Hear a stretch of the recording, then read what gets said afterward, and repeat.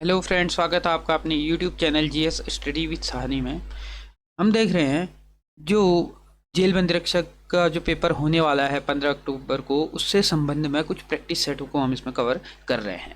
तो वीडियो में अंत तक बने रहिएगा और हम इसमें सिलेबस के अकॉर्डिंग ही इन प्रश्न को रख रहे हैं। ठीक हो गया। आज हम हिंदी भाषा से आपको के जो पूछे जाते हैं 20 प्रश्न, उससे संबंध में ही हम आज इस प्रैक्टिस सेट को रखने वाले हैं। सारे के सारे हम इसमें हिंदी भाषा की प्रश्न को रखेंगे और इसमें कुछ प्रीवियस ईयर क्वेश्चन पेपरों से भी प्रश्न जो इंपॉर्टेंट हमको लगे हैं, जिनको रिपीट होने के जिसमें चांसेस हैं, उन्हीं को भी रखा है। और हम हर एक प्रश्न के फैक्ट सहित हम इसमें देखेंगे और उससे संबंधित कोई भी ऐसा तथ्य नहीं छोड़ेंगे जो एग्ज़ाम में आ सकता है। तो वीडियो में अंत तक बने रहिएगा। अगर आप हमारे चैनल में नए हैं तो चैनल को सब्सक्राइब भी जरूर कीजिएगा, ताकि प्रत्येक वीडियो की नोटिफिकेशन आप लोगों तक आसानी से प्राप्त हो सके।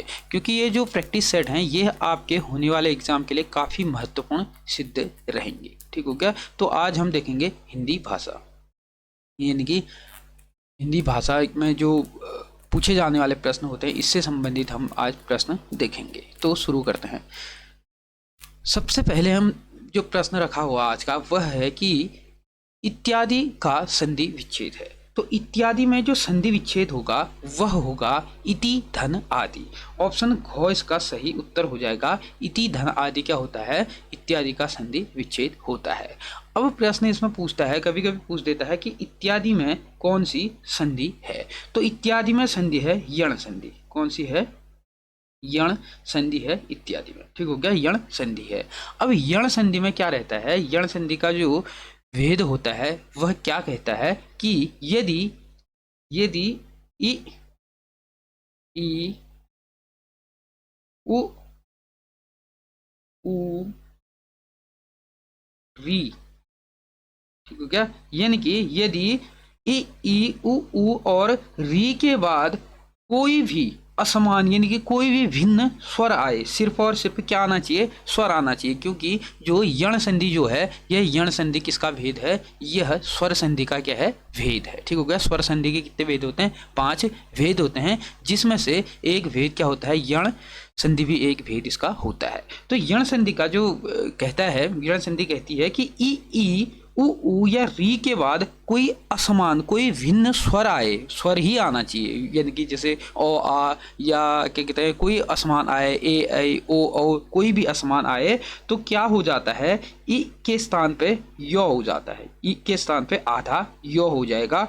उ के स्थान पे क्या हो जाता है? वो हो जाता है। उ के स्थान पे आधा वो हो जाता है और री के स्थान पे आधा रो हो जाता है। तो देख लीजिएगा, यहां पर भी क्या हो रहा है कि ई छोटी ई के बाद क्या आ रहा है? छोटी ई के बाद आ आ रहा है। छोटी ई के बाद आ रहा है, यानी कि भेद इसका क्या कह रहा है कि ई के बाद कोई असमान स्वर आए तो ई के बाद क्या आ रहा है? इसमें ई छोटी ई के बाद आ रहा है, आ रहा है तो इसका ई का क्या हो जाएगा? कह रहा है ई का यो हो जाता है। ठीक हो गया, यो हो जाता है। तो क्या हो रहा है? ई का तो कोई भी व्यंजन जो होते हैं, व्यंजन में स्वर लगने से ही क्या होते हैं? वो पूर्ण होते हैं। तो आधा इसमें से ओ ई हट गया तो आधा ही तो बच गया, आधा तो बचा, फिर ई का क्या हो गया? यो हो गया, और यहाँ आ था तो या हो गया, इत्यादि। और ये लास्ट वाला दी यहाँ पे लिख दिया है तो इत्यादि हो गया।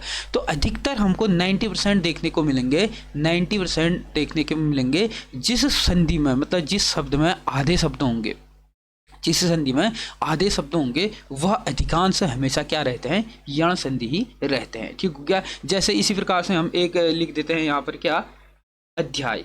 एक शब्द लिखते हैं जैसे अध्याय, और अध्याय, एक शब्द लिखते हैं अध्याय। अब इस अध्याय में भी क्या है? जो ये धो है, आधा क्या है? धो है। और यहाँ पे भी अध्याय का जो, अगर हम संधि विच्छेद करेंगे तो एक मिनट इसको मिटा लेते हैं, इसको हम साफ कर लेते हैं थोड़ा सा।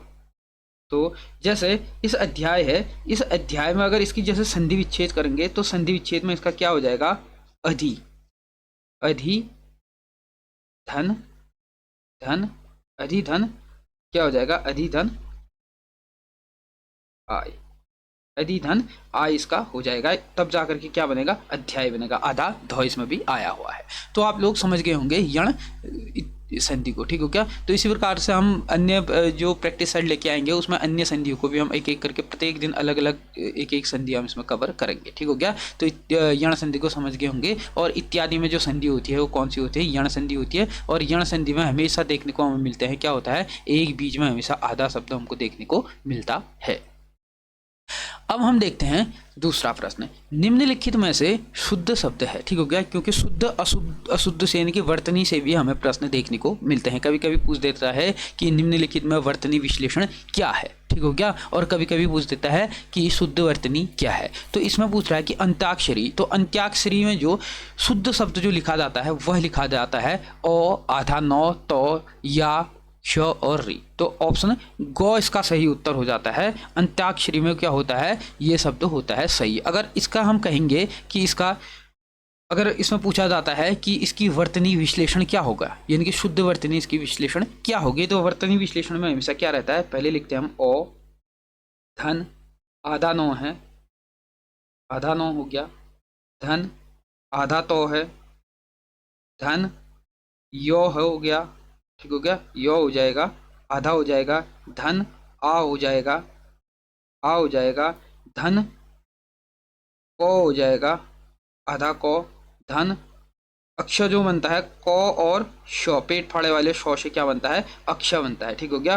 को क्या कहते हैं, पहले ओ आएगा, ओ, धन, को, धन, शो, ठीक हो गया। ओ इसमें ओ नहीं होगा, इसमें होगा को, धन, शो, धन, ओ हो जाएगा, ठीक हो गया। शो, धन, ओ यहाँ पे हो जाएगा, धन, ओ, ओ पूरा होता है, ठीक हो गया। ओ, धन, रो, आधा, धन, ई, ठीक हो गया। इस प्रकार से इसकी वर्तनी विश्लेषण होती है, ठीक हो गया। इस प्रकार से क्या होता है, वर्तनी विश्लेषण होता है। पहले क्या हो जाएगा, अंत्याक्षरी का ओ, फिर आधा नौ, फिर आधा तो, फिर धन, यो, फिर ओ, फिर को, आधा, फिर शो, पेट फाड़ा, आधा, फिर ओ, फिर रो, फिर ई, ठीक हो गया। इस प्रकार से क्या होती है, वर्तनी विश्लेषण होती है। कभी कभी पूछ देता है वर्तनी विश्लेषण क्या होगी। वर्तनी विश्लेषण में हम उसको तोड़ तोड़ के लिखते हैं, क्योंकि जो व्यंजन होते हैं उन व्यंजनों में क्या होता है, बिना स्वर के कोई भी व्यंजन पूर्ण नहीं होता है, स्वर के माध्यम से व्यंजनों को लिखा जाता है, ठीक हो गया। तो हमेशा उसमें क्या छुपा रहता है, ओ छुपा। जैसे को है, को ओ आ रहा है ना, तो ओ आ रहा है तो को में क्या छुपा है, ओ छुपा है। अगर ओ को निकाल देंगे तो को क्या बच जाता है, आधा बच जाता है। समझ गए होंगे, ठीक हो गया। हम सिलेबस के अकॉर्डिंग ही इसको रख रहे हैं। सिलेबस में जिस हिसाब से आपसे पूछे जाते हैं उसी के अकॉर्डिंग हम इसको रखेंगे।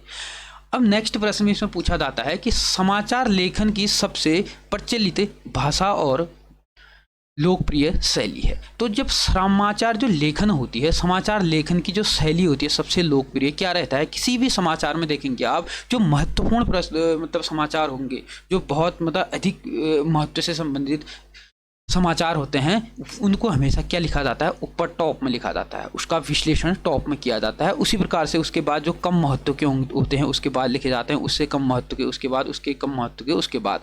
मतलब जो समाचार पत्र लेखन की जो शैली होती है वह किस प्रकार की होती है, इस प्रकार की होती है।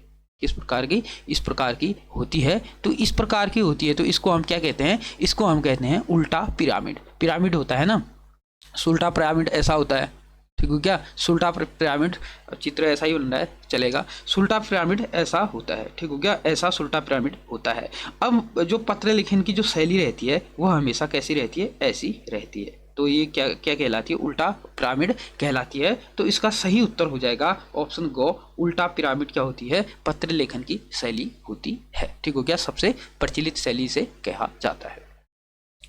उसके बाद नेक्स्ट प्रश्न है, राजभाषा के प्रयोग का मुख्य क्षेत्र है। अब जो भारत में राजभाषा है, यानी कि राजभाषा जो है वह क्या है, भारत की राजभाषा वह हिंदी है, ठीक हो गया। हिंदी को भारत की राजभाषा का दर्जा मिला हुआ है, न कि राष्ट्रभाषा का, ठीक हो गया। अब राष्ट्रभाषा का क्यों नहीं मिल सकता, आप लोगों को पता ही है। यहाँ पर बहुत से बहुभाषी लोग रहते हैं।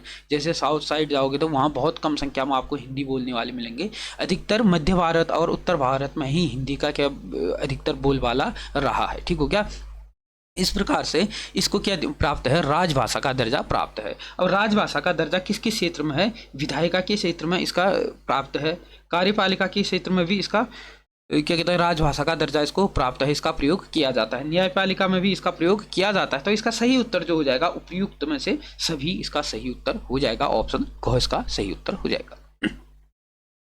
उसके बाद आता है देवनागरी लिपि अधिकांशतः है। जो हमारी देवनागरी लिपि है, इस लिपि के तहत ही हमारी जो हिंदी भाषा है उसकी जो लिपि है वह क्या है, देवनागरी है। ठीक हो गया, हिंदी भाषा की लिपि क्या है, देवनागरी है। अब देवनागरी है तो देवनागरी लिपि हमको कैसे देखने को मिलती है, अधिकतर इसमें हमको क्या देखने को मिलते हैं, वर्णमाला रहते हैं ना, जैसे अ आ इ ई उ हो गए, क ख ग घ हो गए, तो क्या मतलब वर्णमाला इसमें देखने को मिलती है। तो अधिकांशतः ये क्या है, कौन सी हमारी जो देवनागरी लिपि है, यह लिपि अधिकांशतः हमें किस प्रकार की देखने मिलती है, वर्णात्मक देखने को मिलती है। ऑप्शन क इसका सही उत्तर हो जाता है, क्या हो जाता है कि वर्णात्मक होती है कौन सी, देवनागरी लिपि।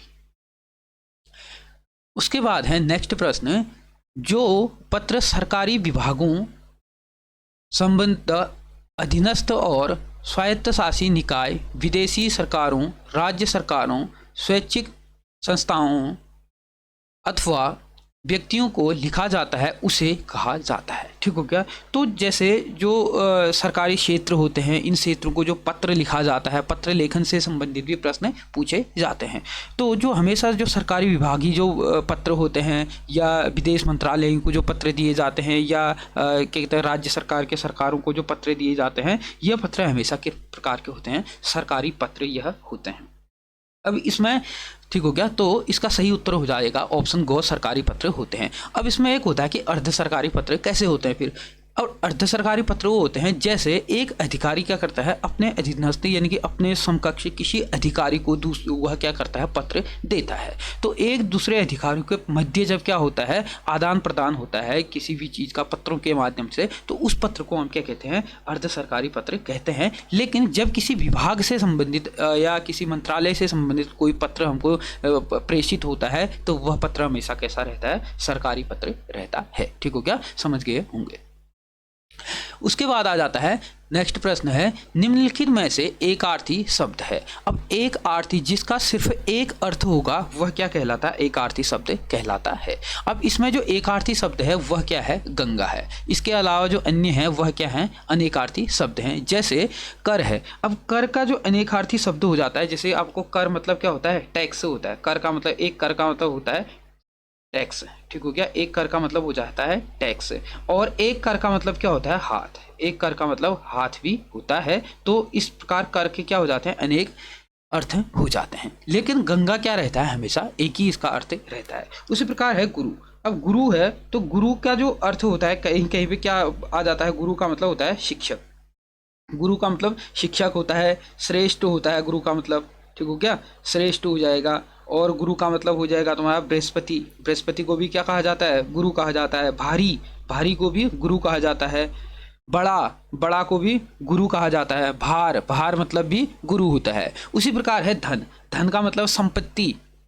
योग, जमा पूंजी, ये सारा किसमें आता है, धन में आता है। तो इस प्रकार से इनके क्या हो जाते हैं, अनेक अर्थ हो जाते हैं। और जो एक सिर्फ अर्थ रहता है वह गंगा का, आप किसी भी रूप में ले जाइएगा, गंगा का हमेशा एक ही अर्थ आपको देखने को मिलेगा। अब नेक्स्ट प्रश्न है, उत्पत्ति के आधार पर शब्दों के भेद होते हैं। ठीक हो गया, तो उत्पत्ति के आधार पर शब्दों के भेद कह रहा है। ठीक हो गया, तो उत्पत्ति के आधार पर हमेशा शब्द के कितने भेद होते हैं, उत्पत्ति के आधार पर शब्द के होते हैं 4 भेद। ठीक हो गया, उत्पत्ति के आधार पर शब्द के होते हैं 4 भेद, इसको आप समझ लीजिएगा।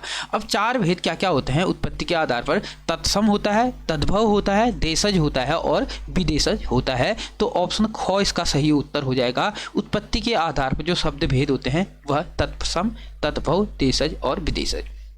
उत्पत्ति मतलब उत्पन्न हुआ, मतलब कोई शब्द किस चीज़ से उत्पन्न हुआ। जैसे तत्सम शब्द होते हैं, तत्सम कौन से शब्द होते हैं, संस्कृत भाषा के शब्द। जो संस्कृत भाषा के शब्द होते हैं उनको ज्यों का त्यों हमने अपनी भाषा में ग्रहण कर लिया है, उनको कहा जाता है तत्सम। तत् मतलब उसके समान, किसके समान, संस्कृत के समान। तत्भव, ठीक हो गया, मतलब उससे उत्पन्न, मतलब जो संस्कृत भाषा के शब्द थे वह हमारी भाषा में आकर के क्या हो गया है, उसका रूप परिवर्तित हो गया है, उसको क्या कहा जाता है, तत्भव, उसके समान। ठीक हो गया, मतलब उससे उत्पन्न। उसके बाद देशज, देशज मतलब जो स्थानीय भाषा के जो शब्द होते हैं, जैसे लोटा हो गया, फटफटिया हो गया, ठीक हो गया, इस प्रकार के जो शब्द होते हैं वह देशज यानी कि देसी स्थानीय भाषाओं से उत्पन्न जो शब्द होते हैं वह देशज शब्द कहलाते हैं। और विदेशी शब्द मतलब विदेशी भाषाओं से जो शब्द आए रहते हैं, जैसे रेल हो गया, पोस्ट ऑफिस हो गया, इस प्रकार के जो शब्द होते हैं वह विदेशी शब्द में आते हैं। तो उत्पत्ति के आधार पर शब्द के कितने भेद होते हैं? उत्पत्ति के आधार पर शब्द के होते हैं कितने? 4 भेद। अब उसी प्रकार से अर्थ के आधार पर आता है। अब अर्थ के आधार पर भी जो शब्द के भेद होते हैं, अर्थ के आधार पर क्या होते हैं? एकार्थी शब्द, अनेकार्थी शब्द, पर्यायवाची शब्द, विलोम शब्द, ये किस प्रकार से होते हैं? यह होते हैं तुम्हारे अर्थ के आधार पर। ये शब्द होंगे अर्थ के आधार पर। अर्थ के आधार पर कौन से शब्द होते हैं? अर्थ के आधार पर रहते हैं एकार्थी, अनेकार्थी, पर्यायवाची, विलोम, ये अर्थ के आधार पर रहते हैं। फिर उसके बाद आता है आपका रचना के आधार पर, मतलब जो रचे जाते हैं शब्द। रचना के आधार पर जो शब्द होते हैं वह कौन शब्द होते हैं? रूढ़ शब्द, योग शब्द, यौगिक शब्द, योगरूढ़ शब्द, ठीक हो गया। रचना के आधार पर शब्द होते हैं रूढ़ शब्द, यौगिक शब्द, योगरूढ़ शब्द, ये रचना के आधार पर होते हैं। और उसी प्रकार से आ जाता है कि विकारी और अविकारी। विकारी और अविकारी शब्द वे शब्द होते हैं, इनको हम प्रयोग के आधार पर इनका प्रयोग करते हैं, ठीक हो गया। विकारी शब्द वे शब्द होते हैं जिनमें विकार उत्पन्न हो जाता है, जो परिवर्तित हो जाते हैं। अविकारी शब्द वे शब्द होते हैं जो परिवर्तित नहीं होती है, इनके लिंग वचन काल के आधार पर इनमें कोई भी परिवर्तन नहीं होता है, वह अविकारी शब्द होते हैं। अविकारी, अविकारी मतलब उसका विकार नहीं होगा, ठीक हो गया। और अब इसका विलोम भी पूछता है, विकारी का विलोम क्या हो जाता है? अविकारी हो जाता है। अब दूसरी चीज ये आती है कि जो विकारी शब्द होते हैं वह तो क्या होते हैं? परिवर्तित हो जाते हैं, लेकिन अविकारी शब्द परिवर्तित नहीं होते हैं। और अविकारी शब्द हमेशा क्या रहते हैं? अव्ययी शब्द होते हैं, ठीक हो गया। अविकारी शब्द हमेशा क्या होते हैं? अव्ययी शब्द होते हैं। कौन से शब्द? अविकारी शब्द। अब उसके बाद दूसरा है संज्ञा, सर्वनाम, विशेषण, क्रिया, ठीक हो गया। ये शब्द क्या होते हैं? ये पद शब्द होते हैं, ठीक हो गया, यानी कि पद के भेद ये होते हैं। अब पद के भेद कितने होते हैं? पद के 5 भेद होते हैं, ठीक हो गया। पद के 5 भेद होते हैं। कौन कौन से? संज्ञा, सर्वनाम, विशेषण, क्रिया और अव्ययी क्या होते हैं? यह 5 भेद होते हैं पद के, ठीक हो गया। इनको भी आप अच्छे से समझ गए होंगे। जब इनमें से इनके अंदर से अगर प्रश्न आएंगे तो उसके बारे में भी हम डीपली आपको बताएंगे। तो अभी फिलहाल के लिए आप इतना समझ गए होंगे, ठीक हो गया। रचना के आधार पे समझ गए होंगे, अर्थ के आधार पे, प्रयोग के आधार पे आप समझ गए होंगे, पद के भेद आप समझ गए होंगे। उसके बाद है निम्नलिखित में से तत्सम शब्द है। तत्सम, तत्सम की बात अभी हमने करी थी। तत्सम मतलब उसके समान, यानी कि संस्कृत भाषा के जो शब्द हमें यूं के तुम देखने को मिलते हैं। तो तत्सम में इसमें आ जाएगा खेल भी नहीं होगा, दाहिना भी नहीं होगा, आज्ञा। आज्ञा शब्द क्या है? यह तत्सम शब्द है। ऑप्शन गो इसका सही उत्तर हो जाता है। अब तत्सम शब्दों की प्रैक्टिस के लिए भी अगर आपके पास कोई बुक होगी तो उसमें आप देखते रहिए, रोज 10-10 या 15-15 अगर शब्द को भी देखेंगे तो उससे क्या हो जाएंगे? ये सारी चीज़ें आपको कंफर्म हो जाएंगी। अब उसके बाद नेक्स्ट प्रश्न आता है, निम्न वाक्यांशों में संयुक्त वाक्य है। अब संयुक्त वाक्य है, वाक्य प्रयोग के आधार पर वाक्य कितने प्रकार के होते हैं? 3 प्रकार से हम इनको देखते हैं। नंबर 1 में आता है सरल वाक्य, ठीक हो गया। नंबर 1 में हम देखते हैं सरल वाक्य, संयुक्त वाक्य, ठीक हो गया। सरल वाक्य, संयुक्त वाक्य और मिश्रित वाक्य, ठीक हो गया। सरल, संयुक्त और मिश्रित वाक्य। तो सरल, संयुक्त और मिश्रित वाक्य प्रयोग के आधार पर होते हैं। अब क्या कह रहा है इसमें? आपने परिश्रम किया और उत्तीर्ण हो गए, ठीक हो गया। तो ये कैसा वाक्य है? यह है संयुक्त वाक्य। ऑप्शन गो इसका सही उत्तर हो जाएगा, ऑप्शन गो। अब इसमें हम अन्य को भी देखते हैं, जैसे सरल वाक्य होता है। सरल वाक्य में हमेशा आपको क्या देखने को मिलेगा? एक उद्देश्य और एक विधेय आपको देखने को मिलेगा। अब हम थोड़ा थोड़ा उद्देश्य और विधेय को समझते हैं। उद्देश्य क्या होता है? जिसके बारे में हम कोई चीज़ बोलते हैं वह क्या होता है? उद्देश्य होता है। और जो उसके बारे में बोला जाता है वह क्या होता है? विधेय होता है, ठीक हो गया। उद्देश्य और विधेय से भी प्रश्न पूछा जाता है।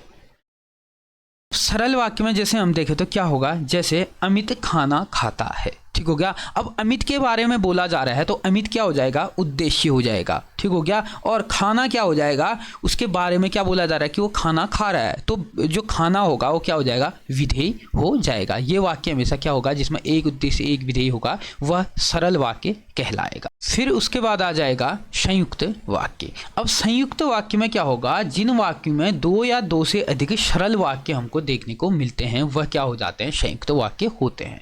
इसमें क्या हो जाते हैं, दो उद्देश्य दो विधेय इसमें हो जाते हैं। जैसे आपने परिश्रम किया, ठीक हो गया। आपने जो होगा वह इसमें क्या हो जाएगा, वह क्या हो जाएगा, उद्देश्य हो गया। परिश्रम करना क्या हो जाएगा, विधेय हो जाएगा, ठीक हो गया। उसी प्रकार से उत्तीर्ण जो होगा वह क्या हो जाएगा, वो हो जाएगा उद्देश्य, और जो हो गए ये क्या हो जाएगा, विधेय हो जाएगा। और जो इसमें से और जो शब्द है यह क्या हो जाएगा, संयोजक होगा, ठीक हो गया। यानी कि जिसमें संयोजक हमको देखने को मिलेंगे वह हमेशा क्या रहते हैं, वह रहते हैं क्या, संयुक्त वाक्य, ठीक हो गया। इसके अलावा मिश्रित वाक्य क्या होता है, जिन वाक्यों में एक प्रधान वाक्य होता है और उसके साथ दूसरा क्या होता है, उसके साथ दूसरा जो होता है वह होता है क्या, आश्रित वाक्य। जैसे सूर्योदय होने पर पक्षी बोलने लगे, ठीक हो गया। तो ये वाक्य क्या हो जाएगा, ये वाक्य हो जाएगा मिश्रित वाक्य।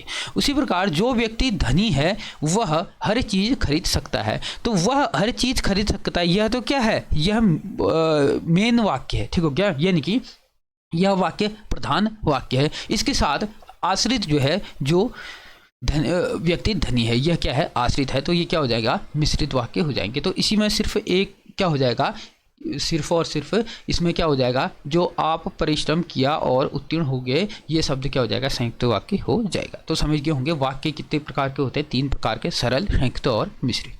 उसके बाद नेक्स्ट प्रश्न है, किस कवि को एक भारतीय आत्मा कहा जाता है। तो एक भारतीय आत्मा जो कहा जाता है वह कहा जाता है माखनलाल चतुर्वेदी जी को, ठीक हो गया। ऑप्शन ख इसका सही उत्तर हो जाएगा। और ये जो प्रश्न है यह आया हुआ है 2020 में जो वन आरक्षी परीक्षा हुई थी उसमें यह प्रश्न आया हुआ था कि किसको एक भारतीय आत्मा कहा जाता है। तो इसका सही उत्तर हो जाएगा माखनलाल चतुर्वेदी को। अब इनके कुछ प्रमुख काव्य, कुछ रचनाएं इनके द्वारा की गई हैं, तो उनको भी हम प्रमुख देख लेते हैं। अन्य के बारे में जो है वह अन्य हम वीडियो में है उसमें डिस्कस करेंगे, यानी कि इनकी भी कुछ रचनाएं उसमें लेकर के आएंगे। तो अभी सभी के बारे में करना इतना संभव नहीं है, वीडियो काफ़ी लंबी इससे हो जाती है। तो जैसे माखनलाल चतुर्वेदी जी हैं, माखनलाल चतुर्वेदी जी की जो प्रमुख रचनाओं में एक आती है हिम कीर्तनी। क्या आती है, हिम कीर्तनी, ठीक हो गया। हिम कीर्तनी यह रचना किसकी है, यह रचना है माखनलाल चतुर्वेदी जी की, ठीक हो गया, हिम कीर्तनी। और इनकी एक प्रमुख आती है माता युगचरण, ठीक हो गया, युगचरण। उसके बाद आ जाता है हिम तरंगिनी होगी, संपूर्ण होगी, वेणुलो गुंजेधार हो गया, धूम्रवलय होगी। और इनके कुछ गद्य में जो आते हैं वह जैसे आ जाता है कृष्णार्जुन युद्ध हो गया, साहित्य के देवता हो गया, समय के पांव हो गए, अमीर इदारे हो गया, गरीबी इदारे हो गया। ये सारी की सारी जो मुख्य जो रचनाएं हैं यह किसकी हैं, यह रचनाएं हैं माखनलाल चतुर्वेदी जी की, ठीक हो गया। इससे संबंधित हमने देख लिए हैं। उसके बाद नेक्स्ट जो प्रश्न है, बर्बाद हो जाने पर भी अहंकार बना रहना के लिए सटीक लोकोक्ति है। तो इसके लिए एक सटीक लोकोक्ति है कि बर्बाद हो जाने पर भी अहंकार बना रहना, इसके लिए हो जाएगा कि रस्सी जल गई पर ऐंठ नहीं गई। ऑप्शन घ इसका सही उत्तर हो जाएगा कि रस्सी जल गई परंतु ऐंठ नहीं गई। अन्य को भी जैसे देखते हैं हम, खिसियाई बिल्ली खंबा नोचे, यह भी कभी काफ़ी अत्यधिक बार पूछा जाता है। तो इसका मतलब होता है कि अपना किसी बात का गुस्सा किसी अन्य पर उतारना, यह क्या हो जाता है, खिसियाई बिल्ली खंबा नोचना। उसके बाद दूसरा जो आ जाता है वह आता है कि ओखली में सिर दिया तो मुशल से क्या डरना, यानी कि कष्ट के लिए तैयार हुए व्यक्ति को कष्ट से क्या डर, ठीक हो गया। नेकी कर दरिया में डाल, इसका अभिप्राय होता है कि अच्छा कार्य निस्वार्थ भाव से करते रहना चाहिए, ठीक हो गया। मतलब अच्छा कार्य निस्वार्थ भाव से करते रहना चाहिए, यानी कि फल की इच्छा नहीं करनी चाहिए, अच्छा काम करते रहना चाहिए। तो इसके सभी के हो गए, ये सभी इंपॉर्टेंट हैं, ये पूछे जाते हैं। ठीक हो गया, वही प्रश्न हमने इसमें रखे हुए हैं जो काफ़ी महत्वपूर्ण पूछे जाते हैं लोकोक्ति से संबंधित। उसके बाद है आपका बंटी किस विधा की रचना है। तो जो आपका बंटी है यह है एक क्या उपन्यास। ऑप्शन ख इसका सही उत्तर हो जाता है, यह क्या है उपन्यास है। और अगर बात आती है कि जो आपका बंटी है इसके लेखक कौन हैं, तो जो आपका बंटी है इसका लेखक है मन्नू भंडारी जी, उसके लेखक हैं मन्नू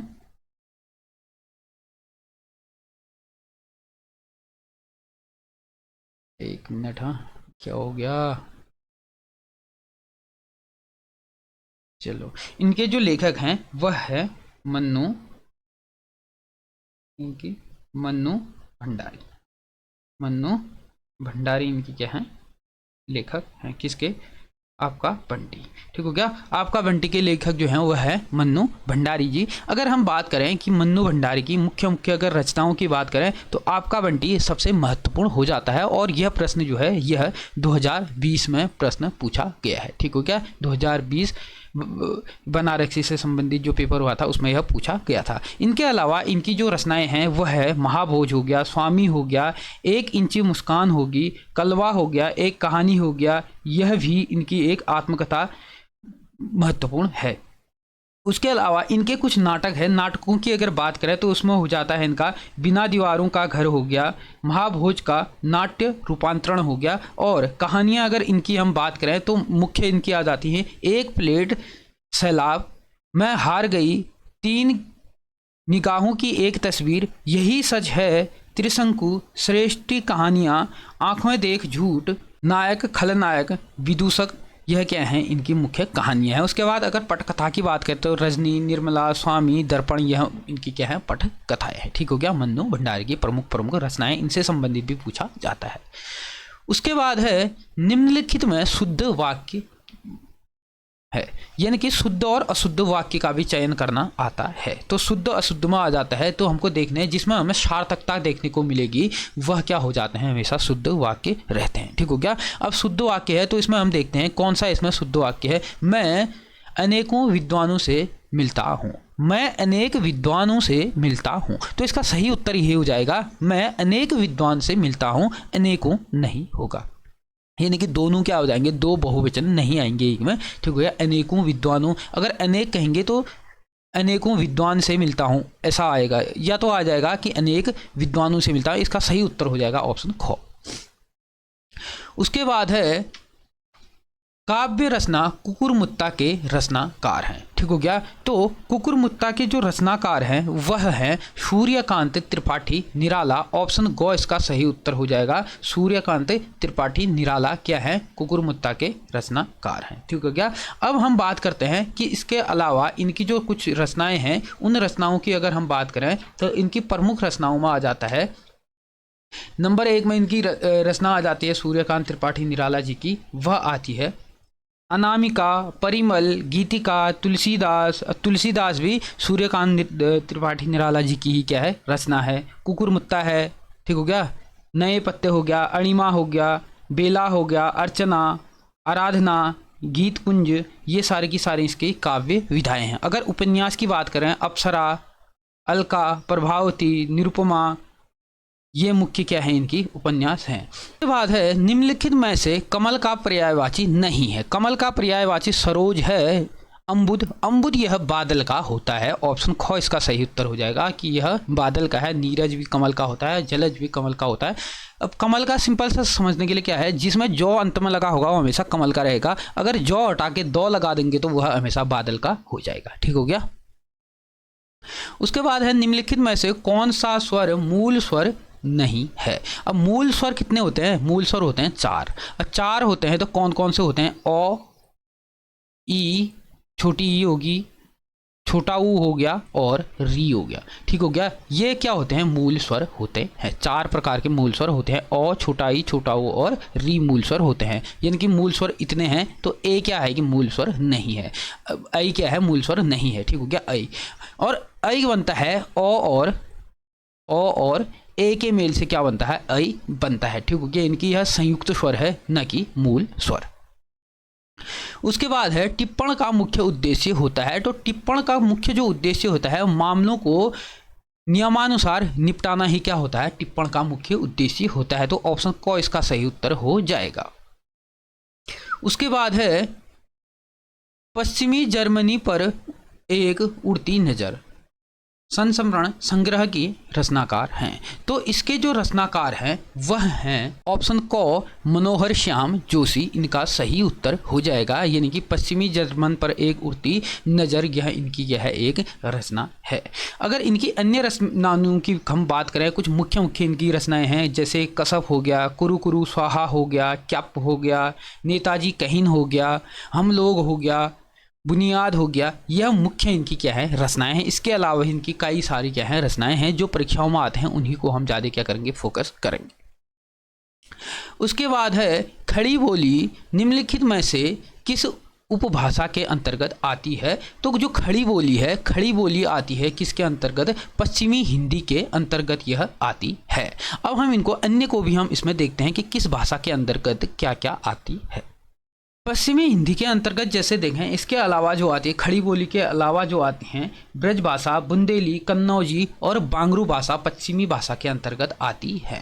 अब उसी प्रकार से हम अगर राजस्थानी की बात करें तो मेवाती, मालवी, ठुठोही और मारवाड़ी भाषा किसके अंतर्गत आती हैं, राजस्थानी के अंतर्गत आती हैं। और पूर्वी भाषा के अंतर्गत जो आती हैं वह आती हैं अवधी, वघेली, छत्तीसगढ़ी, ये सारी की सारी आती हैं किसके, पूर्वी हिंदी के अंतर्गत। और अगर हम इसके अलावा बिहारी भाषा की अगर बात करें, ठीक हो गया, बिहारी भाषा के अगर अंतर्गत हम बात करें तो बिहारी भाषा के अंतर्गत जो आती है वह आती है भोजपुरी, मगही, मैथिली, ये सारी भाषाएं किसके अंतर्गत आती हैं, बिहारी भाषा के अंतर्गत आती हैं। तो ये थे कुछ मुख्य प्रश्न, आज के प्रश्न। तो लगभग हमने जो सिलेबस के अकॉर्डिंग जो चीज़ें आती थी, मुख्य चीज़ें उनको कवर किया है। इसके अलावा भी बहुत सारी अभी चीज़ें छूटी हैं, उसको हम धीरे धीरे आगे को भी कवर करेंगे। तो वीडियो अच्छी लगी तो ज़्यादा से ज़्यादा इसे शेयर कीजिएगा और चैनल को सब्सक्राइब जरूर कीजिएगा। और इसका जो PDF रहता है वह हम एक दिन पहले अपने टेलीग्राम चैनल पर डाल देते हैं, और उसकी आंसर की जो होती है, जो सटीक इसके बारे में है, वह हम दूसरे दिन इसी वीडियो के माध्यम से आप लोगों तक पहुँचाते हैं। तो इस वीडियो को आज यहीं पर समाप्त करते हैं। धन्यवाद।